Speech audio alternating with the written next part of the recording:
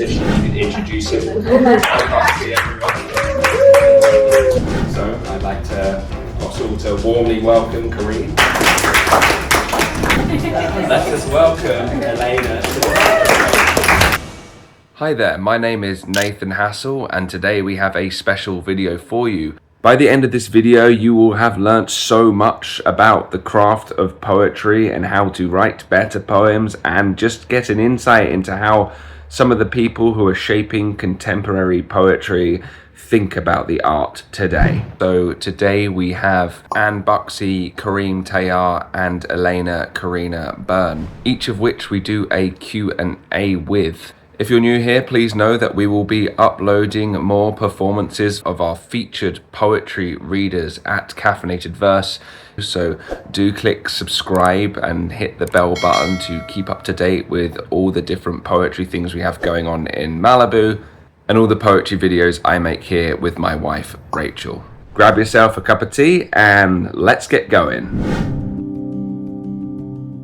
First, I just want to say, thank you, and I feel like I speak on behalf of a lot of us for that. Just appreciate how rich and heartfelt and humorous at times and transformative your poetry really is. Really special to hear you up there and reading, your body of work, which I think is fantastic, which I think leads into my first question is, one of the key recurring, I think, words and themes is light and is a transformative experience. Do you find yourself going through a transformative experience and then writing about it, or if during the writing it also enacts as a vessel of transformation? I think that's why I'm looking forward to your ripple effect workshops, because writing helps me give some kind of meaning to what I'm going through. I mean, isn't that right? We all write, at least it's why I write. I'm trying to explain to myself something that's going on and put it in a shape that I can, take a look at, and then I can go from there. I mean, it's not, I used to say, this is my story. I'm not sticking to it. We write a poem, but it's always evolving, where we are. I mean, I realized a long time ago that we're all special effects. We're all caused by, in my world, something holy that sent us here. And so all our lives are special effects. I just love to think of us like that. Thank you. And I also know that you're a big lover of etymology and the root of where words come from. And there's a few different words that we've discussed in our conversations, ritual being one of them. But I was wondering how understanding some of the roots of language have enriched your experience of the world and enriched your appreciation and dialogue with language itself. It made me really suspect of how we use words or how they're misused, like the word convenient, how we've corrupted that word. I have a single stall shower where I shower, right? That's not convenient. A bathhouse is convenient, where you gather. Convenient means to bring together, to come together. And we have all these single family homes, and it seems that we think of those things as convenience, but really they're not. I mean, barn raising, building a house together, the weaving, the going to the well. I'm not saying we're going to go back there, but those were activities that brought people together. Now I can just turn on my faucet and the water comes out, and I don't need to go to the well to meet other women to exchange feelings and thoughts. So convenience has really been corrupted to me, I think. So I'm suspicious of a lot of words, and I'd like to go back to the etymology. Because words come from a need that we have to say something. So, anyway, if I answer it, I don't know. Oh, absolutely, yeah. I wonder if then we could call this meeting here at Caffeinated Verse convenient as a gathering. Yes. All right. This is convenient. This is convenient despite the traffic, because that's the new usage. I want to open up if anyone else has questions for Anne, please. I have a question. Okay. And the poem that you wrote about looking at the moon, and your husband was young, and then now present time. So Right.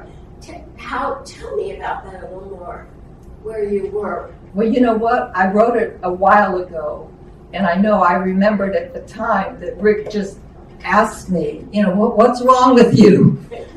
And I didn't feel like taking the time to answer him then. I was young, so I just offhandedly said, maybe it's the moon.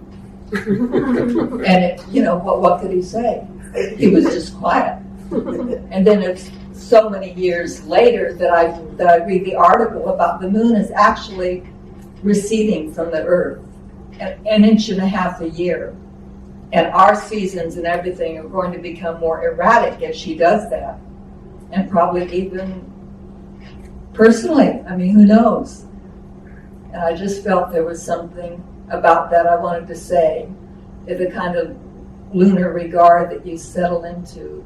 We've weathered so much, when you're in a relationship for this long. We had 50 years last year, 50 years together, full of misunderstandings and all that. But here we are. Thanks, Kate. Oh, yes. Good to see you. I have a question and I guess a comment as well, which is you have a very a voice that speaks to the listener, that's very personal, and it's very much everyone knows what I'm talking about. How did you develop that style and have the courage to sort of just be like right out there, like this is what I think of this mundane thing, and make it so incredibly entertaining and deep? You just decide to do it if that's all you have to do. I read the woman, Robin Wall Kimmerer wrote Braiding Sweetgrass, and in an article in the New York Times Magazine interviewed her, and she said it's important to feel that we have some agency, that we can do something, because the world is falling apart. We need to feel that we're doing something, and poetry is the one thing I could do. We're not going to all hit the streets and go marching, and we're not going to, it's important to do that. If it's planting a garden was her example. Even if it's just planting a garden, it gives you some control. You're being an agent. You're doing something, not just drowning in frustration or sorrow or sadness or grief. And I think it's important to have agency. And if this is one way to do it, as a poet, using your words, gathering them together, and hoping they release some kind of bouquet like a truffle, then you do that. And when you get up and do it, you realize that the more you're yourself. An actress once said, the more vulnerable I become, the more successful I am. And it doesn't matter to me so much unless I get to that point where I can reveal some things. And besides that, you're the authority of your life. And authority is an interesting word. It comes from author. Author etymologically means to grow. So we're all here to grow on ourselves. Thank you. And maybe Nathan, you can comment on this too. I help people with their writing as well as I write. There's a lot of duality between what I call the sacred yellow pad and people wanting to write on the computer. And I try to encourage this. And I wonder if you have any opinions about that. Would you like to take first? Yeah, you can go first. Okay. I value the tactile nature of handwriting, and I think there's something unique that you're printing onto a page that loses its uniqueness while typing. Yeah. However, I think it's whatever works for an individual, and if it's typing or tapping or not writing, you should be typing and tapping, I think, to get there. And there are times, it depends, right? Like, I've been out in LA Fitness before and something's come to me and I've got my phone, so the medium is the notes app on my phone. But I would encourage handwriting. I think it's a skill and an art in itself that we don't want to lose. as humans, as more and more things become technological, or with AI writing for us. I think it's resistant to that temptation or force that's enacting against us. And I think you covered it. I like my pencil. The computer can be frustrating sometimes. It will say it needs to update, which means I can't use it. And then I think it's finished updating, and it says, "Wait a minute, we're going to optimize you now." So my pencil works just fine. Sharpen it and get to work.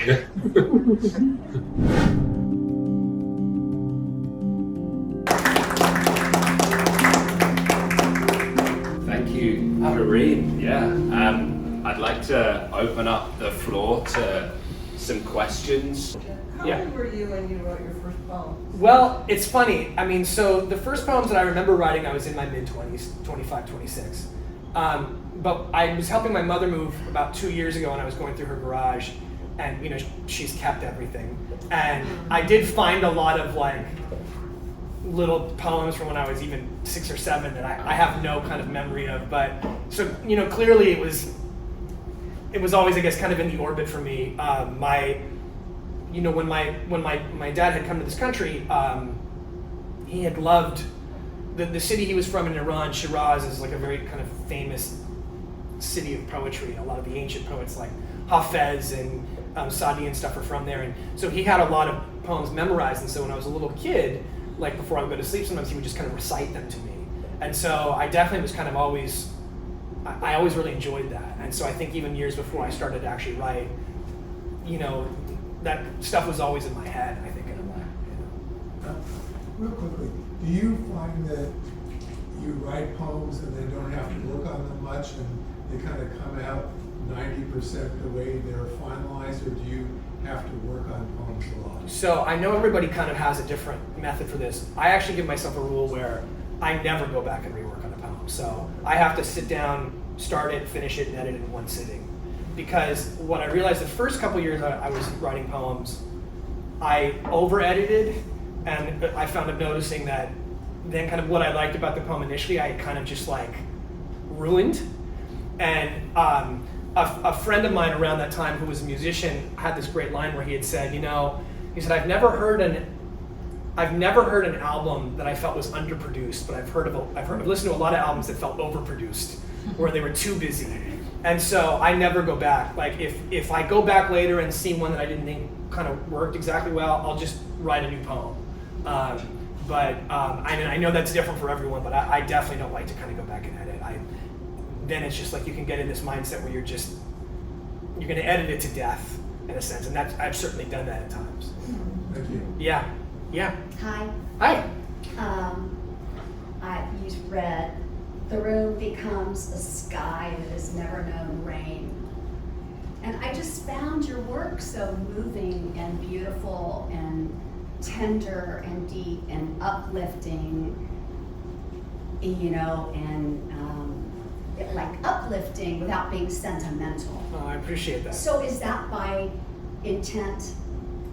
Obviously I guess we can never control what, I'm really glad you responded that way, but it definitely is by intent in terms of, I remember when I was in grad school, one of the things that used to drive me crazy sometimes was that idea that a lot of times people had where poetry had to be suffering, that it could only be dark night of the soul kind of stuff. And I always thought that seemed, that's not true for any other art form, that there can be happy songs and sad songs, and so I definitely have at least made a conscious effort to try to kind of weave joy or happiness or a sense of celebration into a lot of my poems.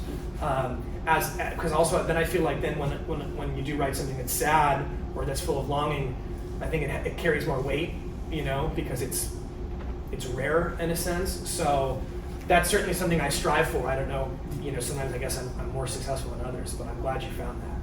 Yeah. And I think also too, like I really enjoy writing poems, and I do want that to come through. I'll hear sometimes people talk about how like what a miserable experience writing could be for them, and I'm always like, God, if it was that way for me, I wouldn't want to do it, you know. So you know, I do hope the kind of process of just enjoying what I'm doing comes through as well. So thank you for that. I had a question. Yeah. You seem to take a lot of inspiration from pop culture and music, and a lot of your work is really situated in place. I was just wondering if you could speak to that and how, you know, I think sometimes it can be difficult to bleed other things in beyond the psychological. So I want to know a bit more about the process of what tends to be the spark to start writing, and how is it that you weave, you know, some of these more accessible things into your work. Yeah, so that's a really good question. I think there's a couple things. One, you know, I'm an only child, and my parents both worked a lot. I was alone a lot. And so, like the pop culture that was surrounding me, the music that I was listening to, or the films I was watching and rewatching, or the TV shows I was watching, became like a really significant part of my life in a lot of respects. You know, that, I mean, it's, especially when you're 8 or 9 or 10 years old, like they become a kind of surrogate family, you know, when you don't have kind of other voices around you. And so I think that stuff kind of naturally has found its way into my work, because in my formative years, that stuff was so important to me in some really foundational ways. The idea of also things being firmly rooted in place, I think there's a couple things with that. One, my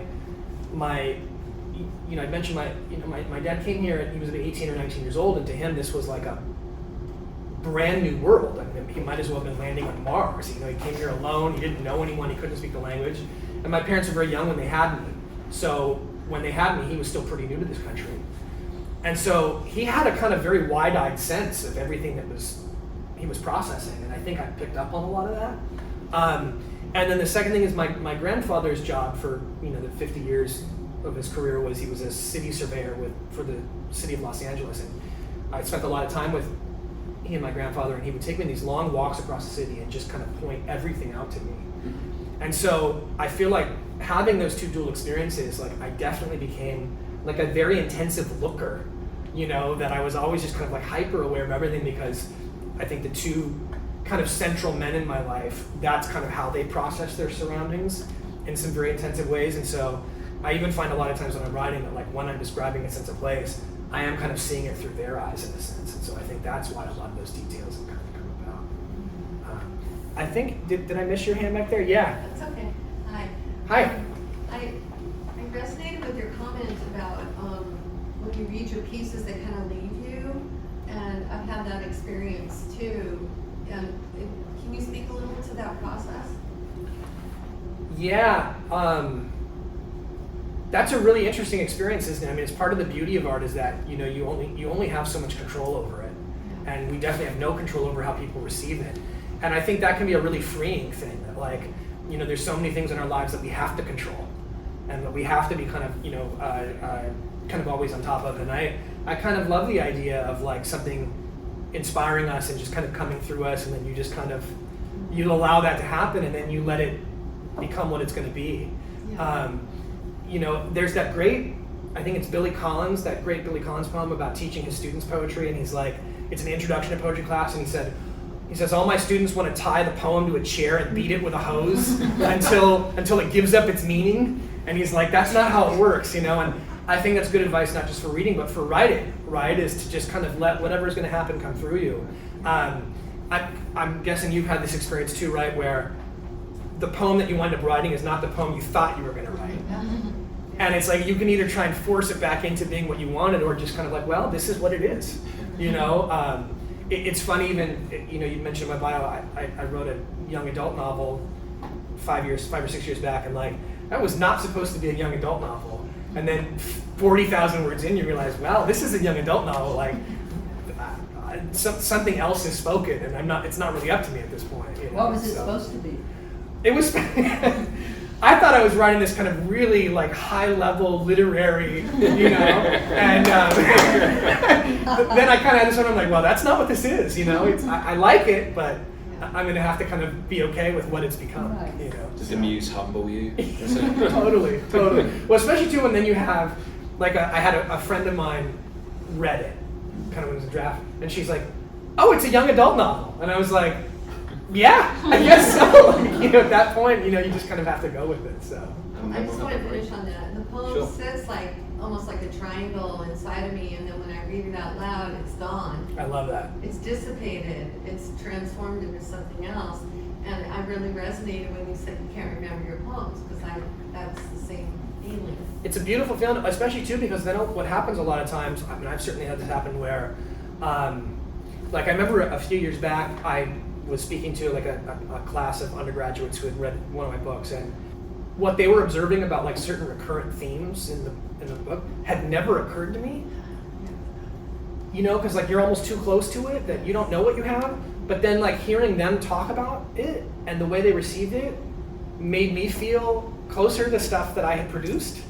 And so that is kind of one of the beautiful things about it, right? Is that it is a real mutual, a mutual experience of like you create something and put it out there, and then people or don't know kind of give it back to you in some really lovely ways, And so I really like that experience of it. So I wouldn't want to feel that I have this very intensive ownership over what I'm writing or need to control, because that seems to be kind of squandering what can wind up being a really lovely part of the experience, Thank you.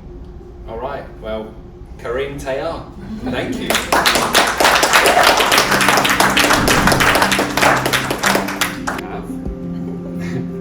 And I think, first of all, I was writing down so many of your images and how they move and transform and how they feel like I can see them in scenes. So I can see the influence of film, especially in your newer poems, but generally. My first question though is about, you grew up, with your parents as artists. In what way did that give you a vocabulary to explore poetry while dialoguing with art? So for me, there's a twofold answer. Of course, you're immersed in your family dynamics and in your environment. So the environment of art definitely influenced me. It was so visual. We went to a lot of art openings. My parents weren't by any stretch of the imagination bohemian. My father was 20 years older than my mother. But we were immersed in art, and he's a very famous drawing teacher who also taught Disney animators anatomy. So he was always talking about the relationship of drawing and the brain, and he was very interested in all of that. He was an autodidact. And when I was taken to these art shows, and a lot of them were performance art and conceptual art, contemporary art. Of course, as a child, you don't have a groundwork for that, understanding that. I wanted desperately to be able to talk about it, but I didn't have the vocabulary for it. So there's that, and then I realized that everything came to me first in images. I think everyone's, and you know how they say, how do you remember something? So I remember something visually first, and then I attach the language to that. So that was that process, and then again, that's a practical portion of this, was that my mother would very generously ask me what I thought. And again, I didn't have the vocabulary for it. But what that did is she probably didn't even realize it. And I don't know if I ever told her this, but it set up my ability to feel safe to use my intuitive intellect. So that's how I function, and that's how I functioned as an editor too. I'm a little bit ADHD. I was a big athlete when I was young. You could not stop me. I couldn't sit still in school. But it's how my brain functions too. So when I edit someone's book, I spread the entire book out on the bed, and I look at it as a large problem-solving puzzle. And so this is also, poetry is an art of collage in some ways, if you think about it. It doesn't come always in a linear fashion. Even our memory doesn't come to us in order. It comes in scenes and snippets. And so That for me, that's relates to like the image of these people on the horse. You know, I could say to you, well, look at that photograph, and I bet you could write a poem from that, or you could write a story. You could imagine what comes next. And I think also just selfishly, because my brother was also an artist, and my mother was an abstract painter, I wanted something of my own. So at 14, I decided I was going to be a writer. Fantastic, thank you. I noticed a term you had brought up, and I'd read it in other interviews you had had, and I wanted to ask further. You speak of an intuitive intellect, and to my mind, it's like intuition really does feed into poetry, but how is that different perhaps from other forms of intellect? And do you think intuitive intellect is the most fundamental for poetry and that form of expression? I think it's the fundamental form of being human. I think we're taught away from using our brains in a certain way.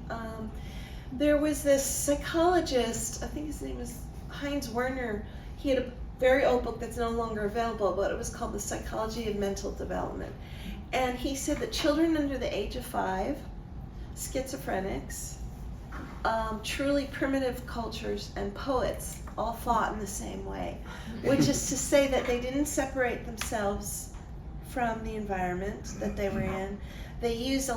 Children use a lot of synesthesia and personification, you know, like they'll say, the table grabbed my leg, you know, that kind of thing. So I and my father believed this too, that he said there wasn't enough recognition about kinesthetic intelligence, which is what athletes have. You know, our brains function in so many ways, because if you think about it, we're constantly perceiving, like I'm perceiving this room while I'm talking to you, but I'm also seeing in my mind things that I want to try to remember. And so, what was your question? You just keep talking. I don't remember the full thing. The theme was intuitive intellect, but the rest... Oh yeah, so the thing about poetry that we can remind ourselves of is that the great thing about poetry is that we associate, and then we reassociate, and then we reassociate. So little children will say, well, what did it look like? And they'd say, you know, he looked like a mountain or something, or he looked like, no, that's not a good example. He looked like a rock. And then they'll say, well, how big was the rock? Where is the rock? What's happening around the rock? See, so you keep extending the story. And it's interesting, most of my books are written with a lot of research. I did a lot of, like for Mask, those are all persona poems. And I did a lot of researching history of words, because I don't know if it was my way, again, of avoiding talking about real life, but I believe that whatever poem you choose, and this also relates to film, when we are the character, the voice of the poem is the character, you're the principal character. And what you choose to write about tells us a lot about you. So it's like that is the natural subtext of certain things that's going on in your inner life. Because your inner life is very different from how you're reacting to the exterior world. So I think that even if you're writing, let's say, a very political poem that's about Bozo the Clown, that's what I call him, sorry. And it has a lot of detail that's about his world. There's still something in your life that's informing that poem. There's something in you emotionally that's informing that poem. And that takes us to the realm of the natural world. We can all, I'm sure everyone in this room can say they, at some point in time, included the natural world in their writing and in their thinking. So, one of the best examples of this is Brokeback Mountain. It's based on I can't pronounce French, Prolu, Annie Prolu's short story about Brokeback Mountain. It's only a few pages, and they made that entire film. But one of the principal things in the story that I recognized was that landscapes and the weather mirrored the emotional landscape of the characters. So, and there's another thing, the texture of your writing, the sounds, all of it is this one big cauldron that you have, and again, it's part of that larger problem-solving adventure. And I forgot what you asked. So That was a wonderful answer. Thank you so much again. I have one other question before we open up. I've noticed, you were speaking about your experience with, your half-sister's passing, and that she reemerges in each collection, or often. And in a few of your images, you have floor smells like old beer and grief, and then you have the table under the table. How does writing the poems and coming up with these sorts of metaphors and images change your relationship or alter your relationship to that grief or whatever other emotions come up from it? So also grief is one of our, I think, everyone, it's there. It's always there. It never goes away. And I believe that grief occupies our bodies, but as time goes on, it occupies our bodies differently. And it has an effect on us differently. We have to learn to live with it, or we don't. But so then you start, here's something that I realized. When my son was very sick and went into the hospital, at one point we thought he had cancer. He didn't, thank God. But during the 2 weeks before we found out whether he had cancer, everything that I saw was different. You've heard that expression, it colored the outside world for me. So suddenly things were very much in focus, and other things just disappeared from my peripheral vision. So I think about that's what we do in poetry. If we revisit something emotionally, we can allow ourselves then to project and retranslate, because poetry is the act of translation. So we're retranslating over and over that experience, and as the experience evolves within our lifetime, so does the language and the way to express it and address it. But also, and I'll use again a film term, you have principal characters and something's going on. You're not going to always have one camera angle. There's going to be camera angles from above, there's going to be close-ups, and the camera is going to be a very important part of how we, the viewers, experience that. And also as an actor, we're like method actors. We get to we research the part, even if it's a part of remembering ourselves as in childhood. We have to go back and think about it. Okay, what do I see? What was in the room? What objects, especially ordinary objects, I love.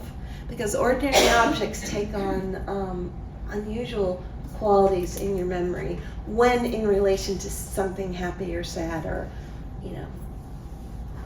all the million other emotions that we have. But yeah, I think that's it. Yeah, thank you. Yeah, as you were saying, I could go on and on. Yeah. I keep wanting to hand it. I'll just lead the way every time you do it. I have a question. So I'm so interested and curious about when you say they were failed poems, because I've been to other readings of yours, and this was so good and so powerful. I love these poems. So tell me why you considered them failed. Like, I'm sure it's a very broad question.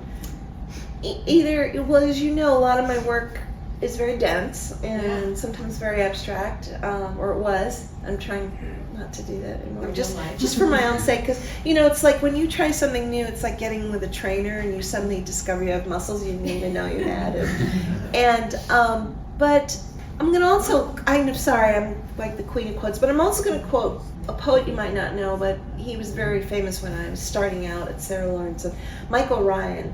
And he said, a poet has a way of failing that later, I'm paraphrasing, but that later becomes what succeeds. That's what I'm thinking listening to these poems. I don't know how much you reworked them, the originals that you say? Yeah, I mean, I think also being an editor has really helped me. So, because I often like to say, okay, who's there? Again, where are we? What are the objects that you've chosen? What are the physical, what's the physical nature of the poem? What are the actions? And are the actions, the series of actions, getting us to that final point? Now, a poem's more like a scene, unless it's a really long poem. But, you can kind of tell. You can tell if the poem is engaging, if it has energy, if you can, even directors, they can put too much of their hand in it. It's like they're forcing you to feel something, or, and similarly, some poems do that. I'm like, no. So, but also, yeah, I'm just very hard on myself, and they just fell down.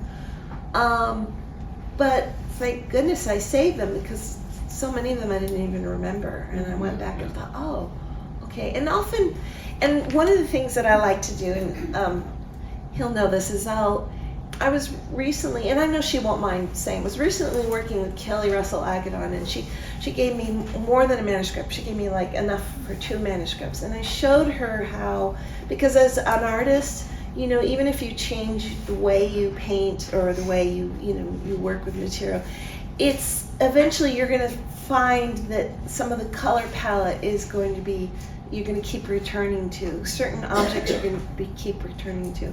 I have to be very careful not to mention mouths and birds and water.